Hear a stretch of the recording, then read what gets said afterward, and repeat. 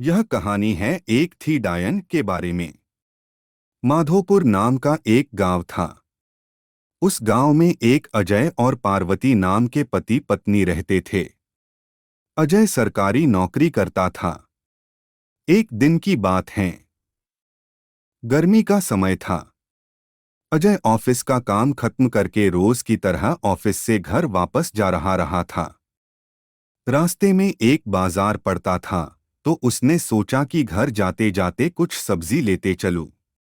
तो उसे वहां खूब ताजी ताजी मछली दिखी और उसे खरीद लिया। इसके अलावा और कुछ कुछ सामान लेने लगा। सामान लेते लेते उसे समय का पता ही नहीं चला। काफी अंधेरा हो चुका था। घर थोड़ा दूर था, तो वह सोचा कि सीधे सीधे रास्ते से जाऊंगा तो और काफी रात हो जाएगी। इसलिए आज जंगल के रास्ते से जाता हूं, जल्दी पहुंच जाऊंगा।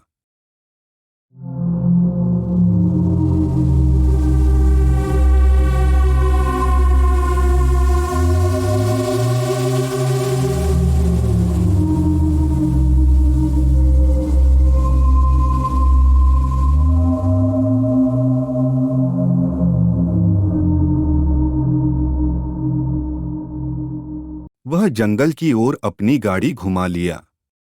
काफी अंधेरा हो चुका था और अजय तेज गति से गाड़ी चला रहा था। थोड़ी देर बाद उसके गाड़ी के सामने एक औरत आ गई और अजय झटके से ब्रेक मारते हुए गाड़ी को रोका।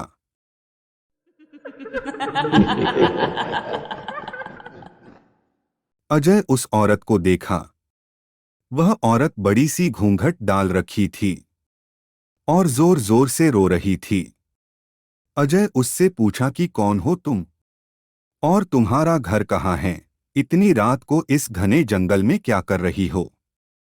लेकिन वह अजय के कोई भी सवाल का जवाब नहीं दे रही थी और बस रोए जा रही थी। उसके रोने से ऐसा लग रहा था कि पूरा जंगल ही गूंज रहा है। अजय ने सोचा कि शायद किसी मजदूर की पत्नी होंगी जो रास्ता भटक गई हैं। रास्ता बहुत ही सुनसान था, इसलिए उसने सोचा कि इस औरत की मदद किया जाए। फिर अजय ने बोला कि तुम मेरे साथ मेरे घर चलो। सुबह होते ही तुम्हें तुम्हारे घर छोड़ दूंगा।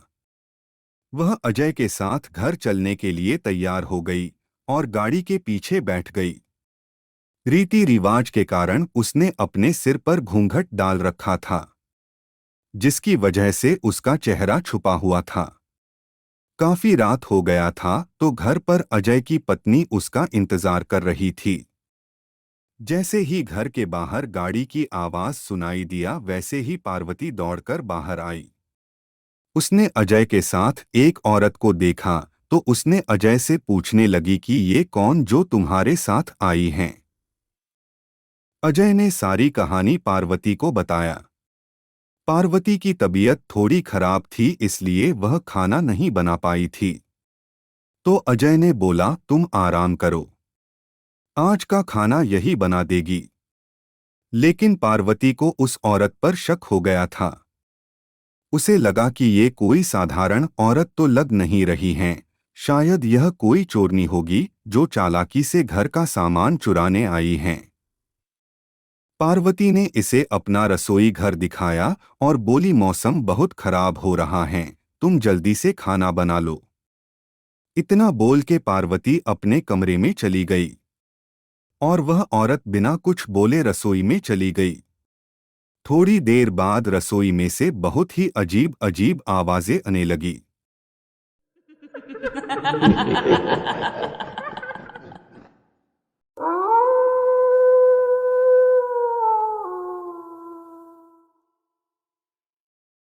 पार्वती उस आवाज को सुनकर सोचने लगी कि ये कैसी आवाज आ रही हैं। फिर उसने सोचा शायद मौसम खराब है, इसके वजह से आ रही होंगी।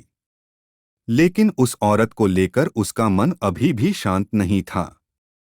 जब पार्वती 20 मिनट बाद दोबारा रसोई में गई, तो देखी कि वो औरत अभी चुपचाप बैठी ही थी। पार्वती को ये देखकर बहुत गुस्सा आया और पार्वती चिल्लाकर बोली, अभी तक तुमने खाना बनाना शुरू भी नहीं किया है, जल्दी बनाओ खाना, सबको भूख लगी है। उस औरत ने कुछ भी जवाब नहीं दिया और चुपचाप अपना चेहरा ढककर बैठी थी। पार्वती ने कितने बार उसका चेहरा देखने की कोशिश की, लेकिन देख नहीं पा रही थी। पार्वती ने फिर उससे कहा, चलो अब जल्दी से खाना बना लो, अगर किसी चीज की जरूरत पड़ी तो मुझे बुला लेना। लेकिन फिर भी वो कुछ नहीं बोली। पार्वती को लगा कि शायद ये अनजान लोग से डर रही हैं, इसलिए नहीं बोल रही हैं।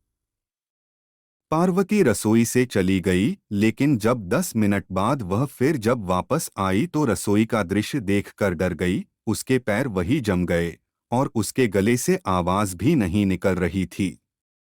उसने देखा कि वह औरत रसोई घर के बीचों बीच में बैठकर दोनों पैर फैलाकर कच्ची मछलियां खा रही हैं। उसके सिर का घूंघट भी उतरा हुआ था। उसका चेहरा बेहद डरावना था। बाल बहुत बड़े बड़े और सफेद थे, नाखून भी बहुत काले थे। वो मछली खाने में इतनी व्यस्त थी कि वो पार्वती को देख ही नहीं रही थी। पार्वती उसे देखकर चिल्लाई नहीं की और ज्यादा अपना खतरनाक रूप ना बना ले।